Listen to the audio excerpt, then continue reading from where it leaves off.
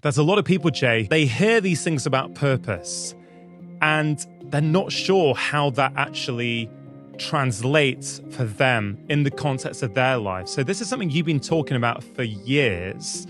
So as things stand today, Jay, if someone was to come up to you and say, I don't know what my purpose is, can you help me? What would you say to them? So Rangan, I think that's a fantastic question, because the first thing I'd say is that I believe there is definitely a pressure to pursue your purpose. And I think sometimes the pressure to find your purpose actually paralyzes you in the process and in the pursuit. And so I think when we are guiding people or talking about purpose, we have to have very thoughtful and mindful conversations around it. Now, if someone comes up to me and says, Jay, I don't know what my purpose is, can you help me?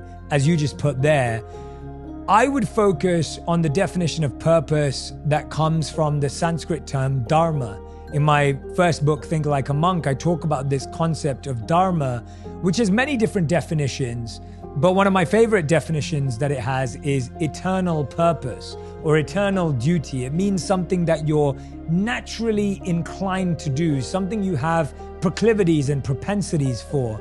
And I think both you and I love the Japanese Ikigai, the reason for being, why we live. And Dharma and Ikigai have a lot in common. And so I always tell people, look, purpose is this big, scary word that needs to be simplified. And so my first simplification is, let's see if we can discover 4 things. The first is what you're passionate about, what you're really interested in. And if you're like, Jay, I don't know what I'm passionate about, I don't know what I'm interested in, we go to the root and we say, well, what are you curious about?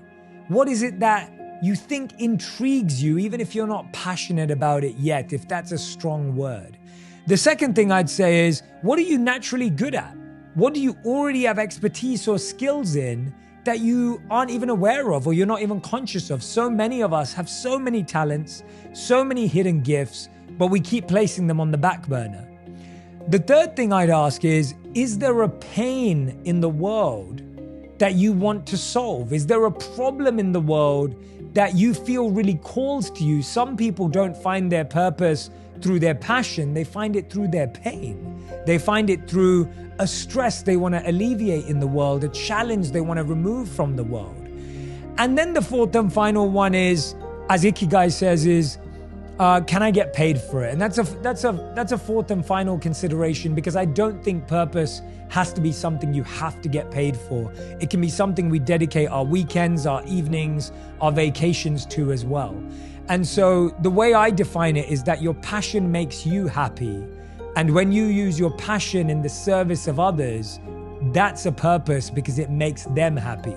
So how can you use your gifts and your talents and the things you love to improve the lives of others? That's what purpose really is. And now we're not looking at it as this big word. We're actually looking at it as this broken up equation of what am I passionate about? What am I excelling at? What problem do I want to solve? And then if I can, how can I get paid for it?